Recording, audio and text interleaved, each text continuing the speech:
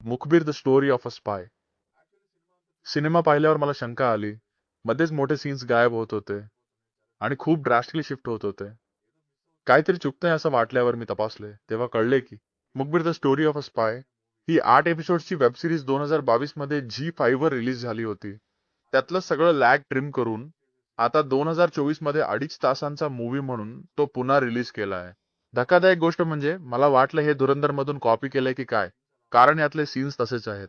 तिथे माधवजी होते तर इथे प्रकाश राज आहेत. तेच लाहोर आणि इथेही तेच. तिथला हिरोईनचा रोल आणि इथला रोल सेम आहे. अशा काही गोष्टी जशाच्या तशा आहेत. कदाचित हा योगायोगी असू शकतो. आता मुद्द्यावर बोलूया.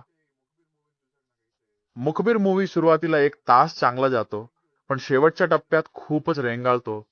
त्यातच बरेच सीन्स ट्रिम करून शॉर्ट ठेवले आहेत. त्यामुळे ज्यांना रॉ आणि स्पाय फिल्म्स आवडतात ते हा एकदा पाहू शकतात. बाकीच्यांना मात्र मध्यापासून शेवटपर्यंत हा थोडा बोर करू शकतो.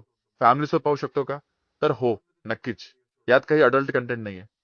बेसिक स्टोरी लाईन तर माहितीच आहे. 1965च्या भारत-पाक युद्धाच्या वेळी एका इंडियन एजंटला पाकिस्तानला पाठवलं जातं.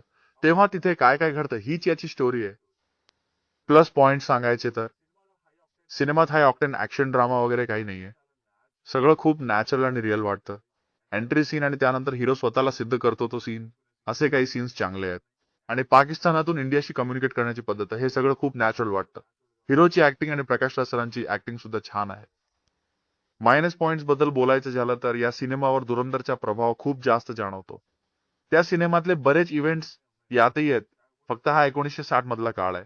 पण हिरोईनची एंट्री आणि तिची ट्रॅक हे सगळं खूप सिमिलर आहे. जसा मूव्ही पुढे जातो तसा तो थोडा बोरिंग वाटू लागतो. स्लो पेस एक कारण आहेच, पण ट्रिमिंगमुळे होणारे सडन शिफ्ट्स हे दुसरं कारण आहे. तर फायनल वर्डिक्ट असं आहे की ज्यांना धुरंधर सारखे मूव्हीज आवडतात त्यांनी हा एकदा नक्की ट्राय करावा. इतरांसाठी हा एक ॲव्हरेज चित्रपट आहे.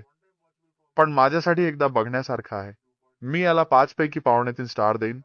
असेच रिव्ह्यू आवडल्यास चॅनलला सबस्क्राईब करा. धन्यवाद.